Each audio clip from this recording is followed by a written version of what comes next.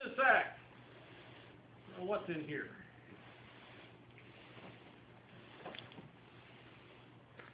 Smoke balls.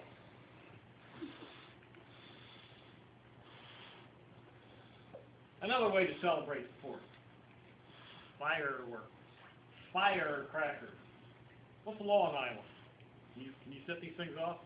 I don't know about smoke bombs, but anything projectile now. Nothing projectile. Nothing actually explosive. Nothing explosive. Okay. And Ohio, where I'm originally from, had some of the strangest laws. It was illegal to sell any of them. But it wasn't illegal to set them off. Because everybody went across the state line to Indiana, where they had one of the world's largest displays, because they were selling for 2 states. They went to Indiana to buy them, brought them back to Ohio, and set them off. Laws don't always make sense. Which may be the point. Sometimes laws don't make sense. Sometimes we set up rules in our own lives, or other people set them up for us, that don't make sense. Now, maybe at one point in time they made sense. That's the reason it became a law. In the Old Testament, we have a lot of interesting things in there. Some of them are applicable to all of humanity at all times. Some of them were given to the Jews specifically for the time and situation in which they lived. And if you take those and try to apply them to us now, they simply don't make sense. You need to realize that.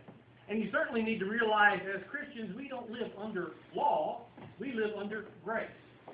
Jesus Christ fulfills the law. It doesn't mean he eliminated the law. It means that he met every requirement that the law had for me. Not only was he the substitutionary sacrifice, he was the substitutionary law provider, law abider. He's the one who fulfills the law for me in my life, so that I can now live by grace. Grace is when we get something from God that we don't deserve. That's always a good thing. You like sometimes getting nice surprises, things that you don't really deserve, but they come into your life anyway. And then God is also a God of mercy. That means he doesn't give us what we do deserve. There's sometimes when what we deserve, we don't necessarily want to face. How many of you have ever been speeding down a highway and got pulled over? And the cop was nice enough to give you a warning rather than a ticket. That's a good example of mercy. I got one of those the other 2 months ago.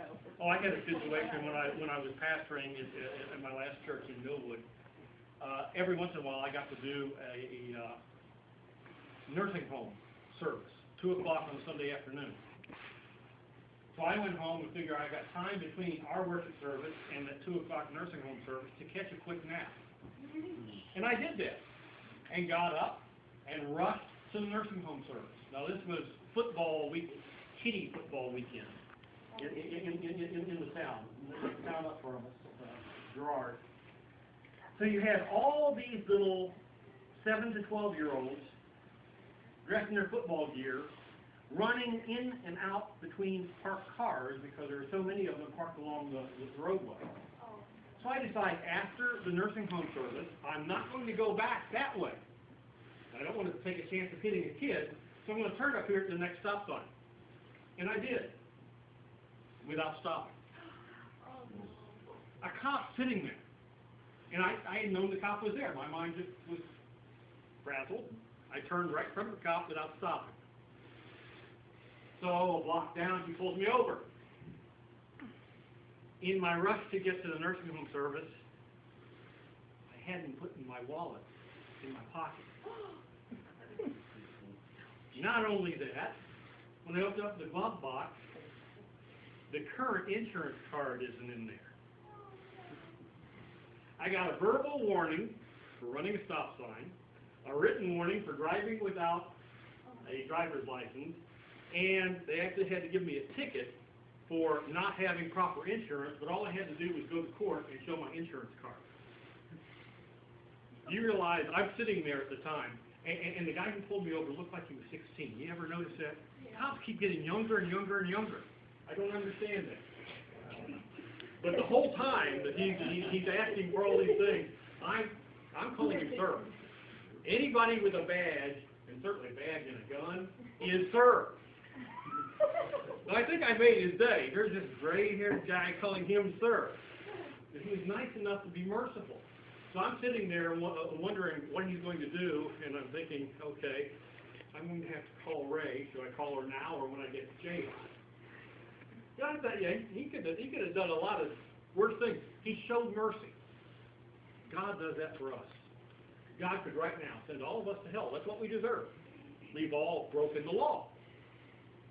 Christ fulfilled the law, gave us grace, the blessings of what he did.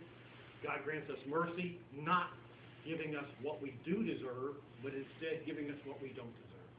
Think about that. Think about that when you're setting off your fireworks. The legal ones, of course. Of course. Of course, yes. Not We know when I bought them and where I bought them. not the ones we bought in Minnesota.